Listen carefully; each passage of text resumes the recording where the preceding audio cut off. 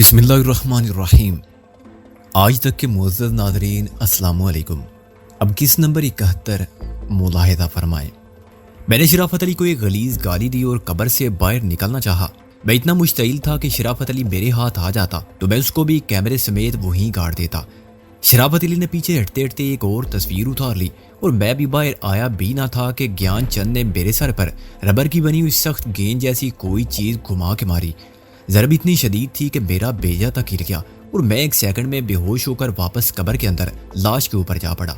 जब मुझे होश आया तो मैं उस जंगल की बजाय रेजिडेंसी की वसी इमारत के एक कमरे में साफ सुथरे बिस्तर पर अपने साफ सुथरे कपड़े पहने लेटा हुआ था। मेरे हाथों, पैरों पर या मुंह पर या सर में मट्टी का एक जर्रा तक ना था। यहाँ तक कि मेरे जूते भी पॉलिश से चमक रहे थे। मेरे सर पर चोट का कोई निशान नहीं था, लेकिन सर के अंदर दर्द का एक समंदर मौजूद था। मुझ पर नकाब तारी थी और आंखें खोल के देखने से मुझे अपनी तरफ कमरे की दीवारें गर्दश करती महसूस होती थी। फिर मैंने देख लिया कि शराफत अली मेरे करीब गर्म दूध का गिलास लिए खड़ा है और ज्ञान चंद बंद दरवाजे के करीब रिवाल्वर लिए बैठा है। थोड़ा सा दूध हल्क में उतारने के बाद मुझे अपनी हालत में इफाका महसूस हुआ। होशो आवाज के साथ मेरी जिस्मानी तवानाई बहाल होने लगी और मैं इस काबिल हो गया कि बैठकर बात कर सकूं। शराफत अली, मैंने अपना सर थाम के कहा, तुमने मुझे धोखा क्यों दिया था? इसके बगैर तुम वो सब कुछ करने पर तैयार ना होते। शराफत अली ने खबासियत से हंस कर कहा। वह मुझसे कुछ फासले पर कुर्सी पर जा बैठा था और हमें यह काम तुमसे ही लेना था। आखिर वो औरत कौन थी जिसको दफन करने के लिए सिर्फ मेरी खिदमत हासिल करना जरूरी हो गया था? मैंने पूछा। यही काम 150 रुपए में कोई मजदूर भी कर सकता था। उसकी वजह तुम्हें बहुत जल्द मालूम हो जाएगी वजीर खान, ज्ञानचंद ने दूर से कहा। वो तस्वीरें तुमने मुझे ब्लैकमेल करने के लिए उतारी हैं? मैंने कहा। लेकिन ये बात अच्छी तरह समझ लो कि मैं प्रिंस का सेक्रेटरी या ताली की नहीं, काबिल एतमाद दोस्त भी हूँ। तो मेरे खिलाफ जो सबूत चाहो ले आओ। प्रिंस सिर्फ मेरी बात पर एतबार करेगा। कबल इस वक्त दावा करना बेवकूफ़ी की दलील है वजीर खान, शराफत अली ने कहा। तुम्हारे हक में यही बेहतर है कि अभी किसी के सामने कोई बात ना करो। तुम कुछ भी साबित नहीं कर सकोगे। मुझे किसी सबूत या गवाह की जरूरत नहीं है, मैंने चीख कर कहा। मेरा गवाह प्रिंस है। प्रिंस? शराफत अली ने क्या कहा मारा। प्रिंस और रेजिडेंट तो आज ही सुबह इकट्ठे आगरे गए हैं और शायद 2 दिन बाद वापस आएंगे। बेशक प्रिंस को मालूम है कि तुमको रेजिडेंट ने बुलवाया था और शराफत अली को गाड़ी देकर भेजा था। ये बात तो रेजिडेंट साहब ने भी अब तक प्रिंस के सामने तस्लीम कर ली होगी कि तुम गुज़िश्ता शब 10 मिनट के लिए आए थे। उन्होंने बताया होगा कि तुम्हें एक खत ज़ाती तौर पर प्रिंस को पहुंचाने के लिए तलब किया गया था, मगर बाद में रेजिडेंट साहब ने अपना इरादा बदल दिया और उसके बाद खुद प्रिंस से बात कर ली। उन दोनों का आगरा में कोई खास प्रोग्राम था। तुम जानते हो कि उन दोनों के खास प्रोग्राम क्या होते हैं? शराफत अली मुझे आंख मार के बेशर्मी से हंसा। नवाब साहब को तो बेटे की मसरूफियात की कोई खबर नहीं और उन्हें बेखबर रखने के जिम्मेदार भी तुम हो, इसलिए नवाब साहब के सामने तुम लब नहीं खोल सकते। गुज़िश्ता रात के वाकयात का जिक्र करोगे तो अपने पाँव पर कुल्हाड़ी मारोगे, सिवाय शर्मिंदगी के हासिल कुछ ना होगा। ज्ञानचंद सुबह होने से पहले वापस पहुंच गया था और नवाब साहब ने उसको मामूल के मुताबिक महल में मौजूद पाया, लेकिन तुम गायब थे। ऐन मुमकिन है प्रिंस को वापस आने के बाद ये बात याद आ जाए और वो तुमसे पूछे कि रात भर बारिश में तुम कहाँ रहे थे। रेजिडेंट साहब ने तो 10 मिनट बाद ही तुम्हें वापस भिजवा दिया था और मैं बाद में बताऊंगा कि तुम्हें महल के दरवाजे पर छोड़ गया था, तो तुम्हारे लिए अपनी सफाई में कुछ कहना ज्यादा मुश्किल हो जाएगा। तुम बकवास करते हो, भौंकते हो कुत्ते, मैंने चीख कर कहा। मैं तुम्हारी इस नापाक साजिश को कभी कामयाब नहीं होने दूंगा। प्रिंस की वापसी से पहले मैं नवाब साहब की खिदमत में हाजिर होकर सारे वाकयात मनोअन बयान कर दूंगा और उनको सीधा उस मुकाम तक ले जाऊंगा जहां वो खबर है। कत्ल किया है तो रेजिडेंट ने या प्रिंस ने, लेकिन मैंने नहीं। और नवाब साहब इस लौंडे से पहले भी निमट चुके हैं और अब भी उसकी ऐसी की तैसी कर सकते हैं। वो दोनों एक साथ हंसे जैसे ये सब मजलूब की बड़ है और इन बातों का कोई मतलब नहीं है। वजीर खान साहब, आप पर कोई पाबंदी नहीं है, ज्ञानचंद ने तंजन कहा। इस वक्त दोपहर के 3 बजे हैं। नवाब साहब कैलूला फरमा रहे हैं। उनकी खिदमत में हाजिर होकर कुछ अर्ज करने से पहले वो जगह देख आओ जहाँ बकौल तुम्हारे गुज़िश्ता रोज एक औरत को दफन किया गया था। अव्वल तो तुम शिकारगाह की भूल भुलैयों जैसे कच्चे रास्तों पर घंटों भटकते फिरोगे और बिलफर्दे माल उस रास्ते पर जा निकले तब भी उस जगह की निशानदेही करनी नामुमकिन होगी। आधी रात के बाद से सुबह तक होने वाली मूसलाधार बारिश ने सारे निशानात मिटा दिए हैं और जमीन बराबर कर दी है, जैसे मीलों तक फैली हुई जमीन। तुम्हें नवाब साहब को अपने हमरा ले जाकर बड़ी खिफत का सामना होगा। हम खुद भी नहा धोकर कपड़े बदल चुके हैं। गाड़ी रेजिडेंट साहब ले गए हैं और उन्हें गाड़ी बिल्कुल धुली धुलाई और साफ मिली थी। इतना तो प्रिंस को भी याद रहेगा कि सुबह गाड़ी के पहियों पर कीचड़ का दाग तक ना था। अगर गलादत और घास फूस होती तो वो फौरन नोट कर लेते और रेजिडेंट साहब भी शराफत अली पर नाराज जरूर होते। यहाँ रेजिडेंसी में ऐसा कोई नहीं जो कह सके कि गाड़ी रात भर बाहर रही है। और अब तुम अपनी हालत पर गौर करो। तुम्हें कहीं मट्टी नजर आती है? تمہارے ناخن تک صاف ہیں اور جوتوں کی پالش تک خراب نہیں ہوئی. 3 فٹ گہری قبر کھودنے والے کی حالت ایسی ہوتی ہے. نواب صاحب تم پر کیسے یقین کر لیں گے وزیر خان کہ تم جھوٹ نہیں بول رہے ہو. میں پیٹے ہوئے مورے کی طرح بیٹھا ہوا تھا. میری سمجھ میں یہ بات اچھی طرح آ گئی تھی کہ شرافت علی اور گیان چند نے اپنے جرم کا کوئی ثبوت نہیں چھوڑا. مجھے یقین آنے لگا تھا کہ اس نامعلوم عورت کے اصل قاتل وہی دونوں ہیں. ریزیڈنٹ کا اس معاملے سے کوئی تعلق نہیں ہوگا اور تصویریں اتارنے کا مقصد اس کے سوا اور کچھ نہیں کہ ملزم مجھے بنا دیا جائے. شرافت علی کبھی میرا دوست نہ تھا اور گیان چند سے میری پرانی دشمنی تھی. اب اس نے مجھے بلیک میل کرنے کا ایک وسیلہ پیدا کر لیا تھا اور یہ اندازہ کرنا مشکل نہ تھا کہ وہ اپنے کون سے شیطانی عزائم کی تکمیل چاہتا ہے. اس کا مقصد مجھے ریاست سے فرار ہونے پر مجبور کرنا تھا. اب میں تو چلتا ہوں. گیان چند نے اٹھتے ہوئے کہا. نواب صاحب جاگنے والے ہوں گے. اس نے ریوالور جیب میں ڈال لیا. جسمانی طور پر وہ دونوں مجھ سے کمزور تھے اور انہیں ڈر تھا کہ ہوش میں آنے کے بعد میں مشتعل ہو کے ان پر حملہ نہ کر دوں. لیکن اب میری حالت کو دیکھتے ہوئے یہ خوف باقی نہیں رہا تھا. میں اس قابل بھی نہ تھا کہ اپنے پیروں پر کھڑا رہ سکوں. کمرے کے گوشے میں تقریباً 1.5 فٹ لمبا بہت موٹے ربڑ کا ہوز پائپ سا پڑا ہوا تھا جس کے کنارے میں لکڑی کا گول سلنڈر جیسا ٹکڑا فٹ کر دیا گیا تھا. لکڑی کے ٹکڑے اور ہوز پائپ کا قطر برابر تھا لیکن ربر میں تھوڑی سی لچک کے باعث پھیلنے کی گنجائش تھی اور لکڑی کا وہ ٹکڑا ربر کے پائپ میں زبردستی ٹھونسا گیا تھا. چنانچہ اس کا کنارہ تقریباً 3 انچ تک باقی پائپ کے مقابلے میں پھولا ہوا نظر آتا تھا. میں سمجھ گیا جسے میں نے ربر کی سخت گیند سمجھا تھا اسی پائپ کا پھولا ہوا حصہ تھا اور پائپ گھما کر میرے سر میں مارنے سے بیرونی چوٹ نہیں آئی تھی مگر اندر سے میرے دماغ کی مشینری کا ہر پرزہ ہل گیا تھا. گیان چند کے جانے کے بعد شرافت علی نے اپنی حفاظت کے لیے ہوز پائپ اٹھا لیا اور 1-2 بار ہوا میں گھما کر مجھ پر واضح کیا کہ بوقت ضرورت یہ ہتھیار دوبارہ استعمال کیا جا سکتا ہے. شرافت علی, میں نے کچھ دیر بعد کہا, گیان چند سے میں نے کبھی بھلائی کی توقع نہیں رکھی. وہ ہندو ہے اور میں مسلمان ہوں لیکن ہمارے درمیان اختلاف کی وجہ یہ نہیں ہے. میں سمجھتا ہوں کہ وہ انتہائی چالاک, کمینہ اور سازشی ذہن کا مالک ہے جو کسی طرح نواب صاحب کا اعتماد حاصل کرنے میں کامیاب ہو گیا ہے. نواب صاحب خود شریف, اصول پرست اور فراخ دل ہے اس لیے وہ دوسروں کو بھی ایسا ہی سمجھتے ہیں. مگر میں گیان چند کے ظاہر و باطن کا فرق دیکھ رہا ہوں. وہ مجھ سے ڈرتا ہے اور میرا پتہ کاٹ دینا چاہتا ہے لیکن تم سے میرا کوئی اختلاف نہیں اور اس رات سے پہلے ہمارا تعلق برائے نام تھا. آخر تم نے گیان چند کے ساتھ مل کر میرے خلاف سازش کیوں کی؟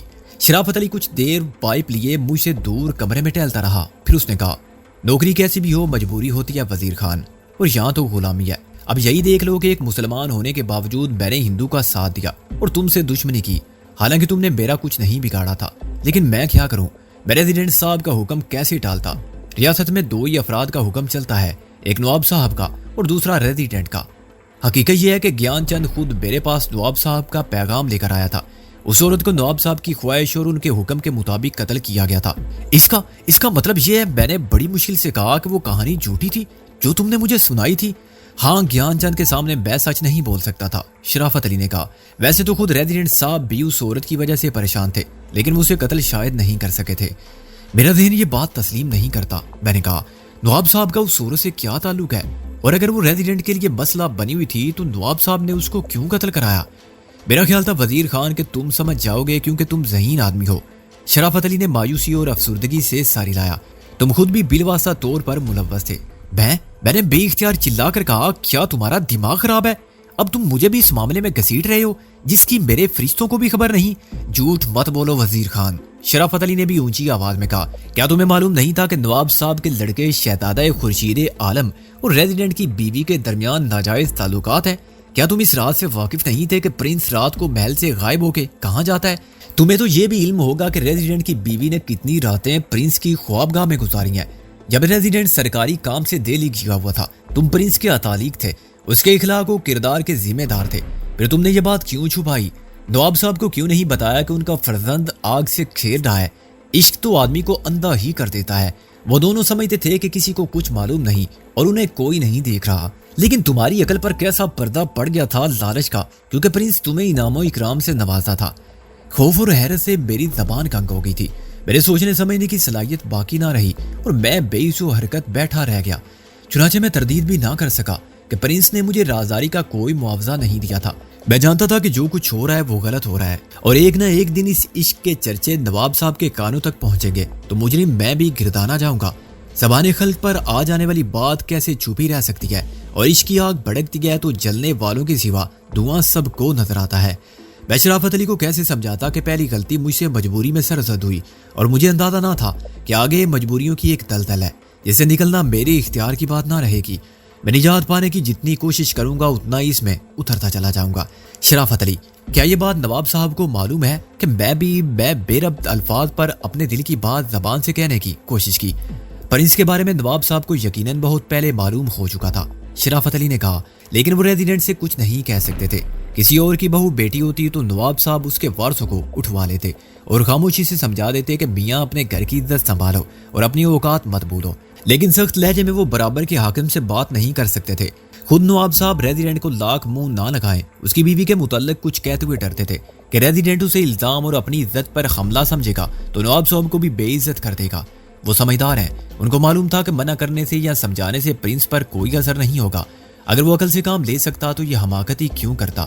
میرا خیال ہے کہ سب سے پہلے ان کو یہ خبر دینے والا گیان چند ہی ہوگا۔ اسے تم سے پرخاش تھی، چنانچہ اس نے ایک تیر سے 2 شکار کیے ہیں، تو حیرت کی کوئی بات نہیں ہے۔ ظاہر ہے نواب صاحب اتنی آسانی سے گیان چند کی بات پر اعتبار نہ کرتے۔ گیان چند نے ناقابل تردید ثبوت اور شہادت مل جانے کے بعد ہی نواب صاحب کو بتایا ہوگا کہ پرنس کیسے خطرناک کھیل میں مصروف ہے اور جسے آپ نے اتالیق مقرر کیا تھا وہ پرنس کا معاون و مددگار بن گیا ہے۔ ریزیڈنٹ کے ذہن میں ایسا کوئی خیال نہ تھا، لیکن نواب صاحب کو خیال ضرور آیا ہوگا کہ ریزیڈنٹ جیسا کینہ پرور آدمی رقابت کے جذبات سے مغلوب ہو کر ان کے اکلوتے بیٹے کو مروا دے گا۔ عین ممکن ہے گیان چند نے نواب صاحب کو اپنی آنکھوں سے سب کچھ دکھا دیا ہو، اس کے بعد شبے کی کوئی گنجائش نہ رہی ہو۔ نواب صاحب کے لیے بھی یہ ناممکن تھا کہ پرنس کو قید کر دیں اور اس عورت سے نہ ملنے دیں، اور یہ بھی ناممکن تھا کہ ریزیڈنٹ کو اس کی بیوی سمیت ریاست سے نکلوا دیں۔ چنانچہ انہوں نے وہ راستہ اختیار کیا جو سب سے کم خطرناک تھا۔ شرافت علی کی زبان سے نکلنے والا ہر لفظ میرے کانوں نے سزائے موت کے فیصلے کی طرح سنا، جس کے خلاف اپیل کی گنجائش نہ ہو۔ گیان چند محل کے اندر ہی رہتا تھا، اس نے اپنی آنکھوں سے سب کچھ دیکھا ہوگا یا کسی سے کچھ سنا ہوگا تو اس نے خود جاسوسی کی ہوگی تاکہ میرے خلاف ہر الزام کو ثابت بھی کر سکے۔ ایک بار شک ہو جانے کے بعد اس کے لیے چوری چھپے میری اور پرنس کی نقل و حرکت کی نگرانی کرنا مشکل نہ تھا۔ ہم مطمئن تھے کہ دیکھنے والا کوئی نہیں، لیکن گیان چند کسی تاریک گوشے، کسی بند دریچے یا کسی جھاڑی کی اوٹ سے سب کچھ دیکھ رہا تھا۔ اس نے چشمدید گواہ بھی پیدا کر لیے ہوں گے یا خود نواب صاحب کو دکھا دیا ہوگا کہ پس پردہ کیا ہو رہا ہے۔ یہ بات پھر بھی سمجھ میں نہیں آتی تھی کہ نواب صاحب نے مجھے طلب فرما کے پرستش کیوں نہیں کی۔ اگر ان کو تمام حالات کا علم ہو چکا تھا تو انہوں نے مجھے قصوروار کیوں نہیں سمجھا؟ شاید اس کی وجہ یہ ہو کہ وہ ولی عہد بہادر کی رنگین مزاجی کے بارے میں پہلے سے جانتے تھے۔ کون باپ ہے جو بیٹے کی فطرت سے ناآشنا رہے؟ پرنس کے سابقہ کارنامے بھی ان سے پوشیدہ نہ رہے ہوں گے، مگر وہ چشم پوشی پر مجبور تھے۔ ایک اس لیے کہ پرنس ان کا ایک ہی بیٹا تھا، دوسرے یہ کہ وہ شہزادہ تھا۔ مجھے بھی انہوں نے مجبور سمجھ کر معاف کر دیا ہوگا۔ کہنے کو میں سیکرٹری تھا اور اتالیق بھی، لیکن در حقیقت میں پرنس کا ملازم تھا اور اس کے حکم یا اس کی مرضی کے خلاف کوئی قدم اٹھانے کا خطرہ مول نہیں لے سکتا تھا۔ مجھ سے پہلے کسی نے پرنس کو رائے راست پر لانے کی کوشش کی ہوگی تو براہ راست پرنس نے اسے برطرف کر دیا ہوگا۔ چنانچہ نواب صاحب نے مجھے مورد الزام اور شریک جرم ہونے کی سزا نہیں دی اور خود ہی معاملات کو درست کر دیا۔ شرافت علی، تم نے بتایا نہیں کہ نواب صاحب کا اختیار کردہ سب سے کم خطرناک طریقہ کیا تھا؟ میں نے خاموشی کے طویل وقفے کے بعد کہا، یار وزیر خان، کیا ہو گیا تمہاری عقل کو؟ شرافت علی نے مجھے یوں دیکھا جیسے میں اس کی نگاہ میں دنیا کا سب سے بڑا احمق ہوں۔ بھائی، انہوں نے وہی کیا جو حالات کا تقاضا تھا۔ انہوں نے گیان چند سے کہا کہ نہ ہوگا بانس نہ بجے گی بانسری، جیسے بھی ہوا اس معاملے کو ختم کرو، اور گیان چند نے معاملہ ختم کر دیا۔ وہ شاخ ہی نہ رہی جس پہ آشیانہ تھا۔ کیا بک رہے ہو؟ میں نے دہشت زدہ ہو کر کہا، کیا گیان چند نے ریزیڈنٹ کی بیوی کو قتل کر دیا ہے؟ تمہارے خیال میں وہ عورت کون تھی جسے ہم نے گزشتہ رات دفن کیا تھا؟ شرافت علی نے ہنس کر کہا اور اپنی جیب سے ایک لفافہ نکال کے میری طرف پھینکا۔ یہ تصویریں ابھی 2 گھنٹہ پہلے دھل کر تیار ہوئی ہیں، اپنی آنکھوں سے دیکھ لو۔ کانپتے آنسوں سے میں نے تصویریں نکالی۔ پہلی تصویر پر نگاہ پڑتے ہی میرے ذہن میں ایک خوفناک دھماکہ ہوا جس نے میرے ہوش و آواز کھو دیے۔ میں اپنے دونوں ہاتھوں میں ریزیڈنٹ کی بیوی کی لاش اٹھائے کھڑا تھا اور پس منظر میں وہ قبر تھی جو ایک ویران جنگل کے کسی گمنام مقام پر کھودی گئی تھی۔ پھر دوسری تصویر میرے سامنے آ گئی۔ میں 3 فٹ گہری قبر میں لاش کے اوپر جھکا ہوا تھا۔ ایک اور بم کا دھماکہ ہوا جس کے بعد میں ہوش سے بے گانہ ہو گیا۔ تصویریں میرے ہاتھ سے گر گئیں اور میں نے عالم دیوانگی میں شرافت علی پر جس لگائی، لیکن وہ تیار تھا اور اسی وقت کے انتظار میں پائپ لیے بیٹھا تھا۔ اس نے بڑی پھرتی سے ہاتھ گھمایا اور مجھے یوں لگا جیسے منبر کا پتھر شہاب ثاقب کی طرح میرے سینے پر آ گرا ہو۔ پل بھر کے لیے میں بے دم ہو گیا، مگر جنون کی کیفیت میری طاقت بن گئی اور میں پھر شرافت علی کی طرف لپکا جو اتنی دیر میں چند قدم دور جا کر کھڑا ہو گیا تھا اور بڑی خباثت سے ہنس رہا تھا۔ دوسری مرتبہ وہ پائپ میری دائیں ٹانگ پر گھٹنے سے ذرا اوپر لگا، میری دائیں ٹانگ بیکار ہو گئی اور میں نیچے گر رہا تھا کہ شرافت علی نے میری دوسری ٹانگ پر وار کیا۔ وہ مجھے جان سے نہیں مارنا چاہتا تھا، ورنہ میرے سر کا نشانہ لیتا یا میری گردن توڑ دیتا، لیکن اس نے مجھے اٹھنے کے قابل نہیں چھوڑا۔ جب میں گر گیا تو اس نے میرے شانوں پر ضرب لگائی اور میرے ہاتھ بھی ناکارہ ہو گئے۔ سنو وزیر خان، ریزیڈنٹ کی بیوی کو تم نے قتل کیا ہے، صرف تم نے۔ وہ میرے مفلوج جسم پر جھک کے بولا، بے شک نواب صاحب نے یہ کام گیان چند کے سپرد کیا تھا، مگر قاتل تم ہو، اور اس کا ثبوت یہ تصویریں ہیں۔ اس میں نہ گیان چند ہے اور نہ میں ہوں۔ گیان چند نے نواب صاحب کو جو رپورٹ دی ہے اس میں بھی تمہاری فرض شناسی اور جان نثاری کو سراہا گیا ہے کہ گیان چند نے اس مصیبت سے نجات پانے کے لیے تم سے مشورہ کیا اور تم نے اکیلے ہی سب کچھ کر لیا، کیونکہ اطالی کی حیثیت سے تم پرنس کی بہتری چاہتے تھے لیکن کچھ کرتے ہوئے ڈرتے تھے۔ نواب صاحب کا اشارہ پا کے تمہارا خوف دور ہو گیا اور اب نواب صاحب کو تم سے کوئی گلہ نہیں، وہ خوش ہیں کہ تم نے اتنا بڑا مسئلہ ختم کر دیا۔ مگر وزیر خان، تم یہ سوچو کہ پرنس نے یہ تصویریں دیکھ لیں تو تمہارا کیا انجام ہوگا۔ یہ بھی سمجھ لو کہ ریزیڈنٹ کی نگاہ میں ابھی تک اس کی بیوی نے جرم بے وفائی نہیں کیا۔ وہ بے وقوف اور عقل کا اندھا اپنی بیوی کو روزے اول کی طرح وفادار سمجھتا تھا۔ یہی تصویریں اس نے دیکھ لی تو کیا وہ اپنی با وفا اور شوہر سے محبت کرنے والی بیوی کے قاتل کو معاف کرے گا؟ تم بیک وقت پرنس اور ریزیڈنٹ کے قہر اور غضب کا نشانہ بنو گے تو تمہیں کون پناہ دے گا؟ نواب صاحب شاید وہ اس حد تک تمہاری مدد کریں کہ تمہیں با حفاظت ریاست کی حدود سے باہر پہنچا دیں، کیونکہ یہاں وہ 24 گھنٹے تمہاری باڈی گارڈ کے فرائض انجام نہیں دے سکتے۔ لیکن ایک بات اور بھی ہے جس کا علم ابھی تک صرف گیان چند کو ہے یا مجھے ہے، اور وہ ہے تمہارے اور پرنس کی بیوی کے مراسم کی بات۔ تم نے نواب صاحب کے خاندان کی عزت پر ہاتھ ڈالا ہے۔ اگر یہ بات نواب صاحب کے علم میں لائی گئی تو تمہارا ٹھکانہ کہاں ہوگا وزیر خان؟ میری نظروں کے سامنے بار بار اندھیرا پھیل جاتا تھا اور مجھے ایسا محسوس ہوتا تھا کہ میرا وجود اس تاریکی میں ڈوبتا جا رہا ہے۔ قصوروار میں نہیں تھا، پرنس تھا، جس نے مشرقی ماحول کی پروردہ عالی نسب اور حسن و جمال میں بے مثال بیوی کو چھوڑ کے ایک فرنگن کے عشق کا تو گلے میں ڈالا۔ حالانکہ وہ فرنگن اپنی دلکشی اور معیار حسن کے اعتبار سے پرنس کی بیوی کا پاسنگ بھی نہ تھی۔ اس نے یہ بھی نہیں سوچا کہ دیار غیر سے آنے والی یہ عورت اس کی کیسے ہو سکتی ہے جبکہ وہ اپنے شوہر کی نہ ہوئی، اور یہ نہیں سوچا کہ عشق اور مشک چھپائے نہیں چھپتے، اور جس دن بیوی کی بے وفائی اور دوستی کا دم بھرنے والے پرنس کی دغا بازی کا علم ریزیڈنٹ کو ہوگا، اس دن عزتوں کے کتنے جنازے اٹھیں گے، کیونکہ ریزیڈنٹ بہرحال ایک مرد تھا جو کتنا ہی بے غیرت کیوں نہ ہو بیوی کے معاملے میں مکمل حاکمیت اور احساس ملکیت اس کی فطرت کا جز ہے، اور اس میں رکھنا ہے اندازی سے اس کی انا کو ٹھیس پہنچے تو جوش انتقام میں مہذب ترین معاشرے کا فرد بھی حیوان بن جاتا ہے۔ اور اس نے یہ نہیں سوچا کہ وہ بیوی بھی عورت ہے جسے شرافت اور ظاہری حسن کے بیار سے پرکھنے کے بعد سنگین دیواروں کی حصار میں قید کر دیا جائے جہاں اس کے جذبات اور امنگوں کی فریاد سننے والا کوئی نہ ہو، اور اسے یہ توقع رکھی جائے کہ وہ اپنی خواہشات کو ان دیواروں کی آبرو پر قربان کر دے گی۔ قصوروار اس عورت کی انا تھی جسے ایک کمتر عورت نے شکست دی تھی، اور اس سے وہ مرد چھین لیا تھا جس کو اس نے سب کے سامنے اپنے سر کا تاج اور اپنا سواگ اور اپنا مجازی خدا تسلیم کیا تھا۔ اس کا انتقامی رد عمل فطری تھا۔ اس کے شوہر نے دوسری عورت کی خاطر اسے چھوڑ دیا تھا، اس نے دوسرے مرد کی خاطر شوہر کو چھوڑ دیا۔ اگر وہ بزدل اور کم ہمت عورت ہوتی تو شاہی محل کی خوابگاہ کی تنہائی میں دیواروں سے سر پھوڑ کے مر جاتی، لیکن اس نے بے وفائی کا بدلہ بے وفائی سے لیا اور انجام کی پرواہ نہیں کی۔ اپنی خوابگاہ کی قید تنہائی سے فرار ہوتے ہوئے اس کو خیال تو آیا ہوگا کہ پکڑے جانے کی صورت میں خاندان کی ناموس کو خاک میں ملانے کی سزا بھی موت ہوگی، مگر وہ پہلے ہی زندہ درگور تھی۔ خودکشی کر کے یا برے طریقے سے جینے سے اس نے یہ بہتر سمجھا ہوگا کہ اس خاندان سے وہ سب خوشیاں چھین لے جو اس کا حق ہونے کے باوجود اسے نہیں ملی تھی، اور مرنے سے پہلے اونچی حویلیوں میں رہنے والے کھوکھلی عزت کے پاسبانوں کے منہ پر وہ سیاہی مل جائے جسے وہ دنیا سے چھپا لے، تب بھی آئینے میں ان کو اپنا چہرہ سیاہ دکھائی دے۔ قصوروار ریزیڈنٹ بھی تھا جس کی آنکھیں کچھ دیکھنے سے قاصر تھی، یا جو اتنا بے غیرت تھا کہ اپنی بیوی کو بھی طوائف سمجھتا تھا جسے اصول مقصد کی خاطر استعمال کیا جا سکے۔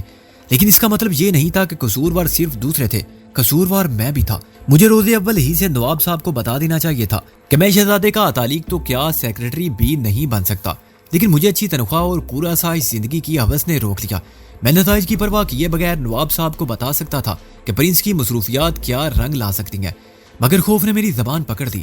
میں موقع ملتے ہی باعزت طور پر ریاست سے جا سکتا تھا، مگر مجھے پرنس کی بیوی نے اسیر کر لیا، اور اب عملی صورتحال یہ تھی کہ ہر قصور کی سزا صرف میرا مقدر ہو چکی تھی اور سوائے میرے اب کوئی بھی قصوروار نہ رہا تھا اور میں ہر طرف سے محصور ہو گیا تھا۔